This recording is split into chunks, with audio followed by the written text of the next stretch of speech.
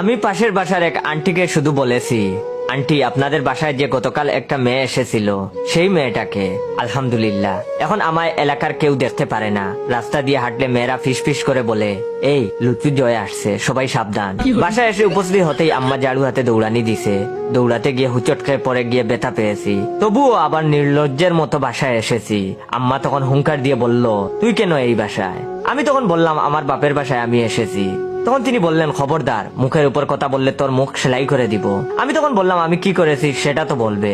তখন তিনি বললেন, বলার মতন মুখ তুই রেখেছিস? ছি, আমি ভাবতে পারিনি আমার পেটের সন্তান হয়ে তুই এমন একটা কাজ করবি। আমি তখন বললাম, আজব ব্যাপার, কি করলাম সেটাই তো জানি না, সবাই শুধু উল্টাপাল্টা বলেই যাচ্ছে। তখন তিনি বললেন, তুই পাশের বাসায় বেড়াতে আসা মেয়েটাকে কি বলেছিস?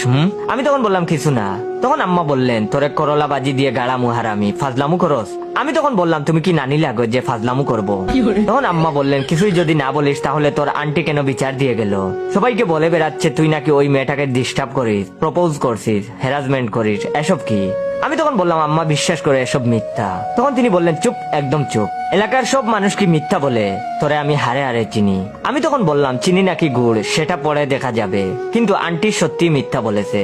তখন আম্মা বললেন, আন্টি কেন মিথ্যা বলবে? আমি তখন বললাম, কারণ উনার ছোট মেয়ে মারিয়াকে আমি পছন্দ করি, আর এটা উনি মানতে পারেন না। আমি কিন্তু উত্তেজিত হয়ে কথাটা বলে জিহ্বায় কামড় দিলাম, আর মনে মনে নিজেকে বোকা দেওয়া শুরু করলাম, আর বললাম, কিরে আন্টির মেয়েকে পছন্দ করি এটা বলেছি?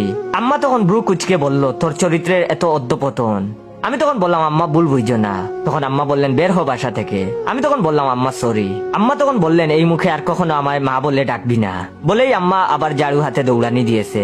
আব্বাও মেসেজ করে বলে দিয়েছে, আর কখনো আমায় বাবা বলে ডাকবি না। তাদের দেখা দেখি ছোট বোনও ফোন করে বলেছে, তুমি আমায় বোন ডাকবা না, যদি ডাকো আমি বাসা থেকে পালিয়ে নেপচুন যাব।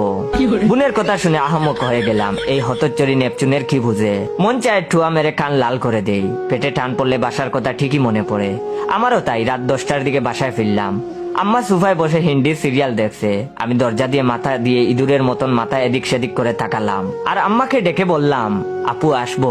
তখন আম্মা বললেন, তুই আবার এসেছিস? আর ওয়েট, আপু কাকে বললি? আমি তখন বললাম, তুমিই তো বলেছো তোমায় যেন মা না ডাকি।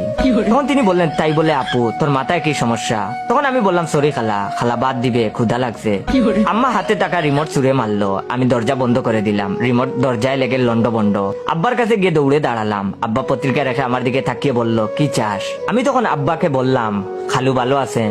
তখন তিনি বললেন, কি বললি তুই? আমি তখন বললাম, তুমিই তো বলেছো তোমায় যেন বাবা না ডাকি।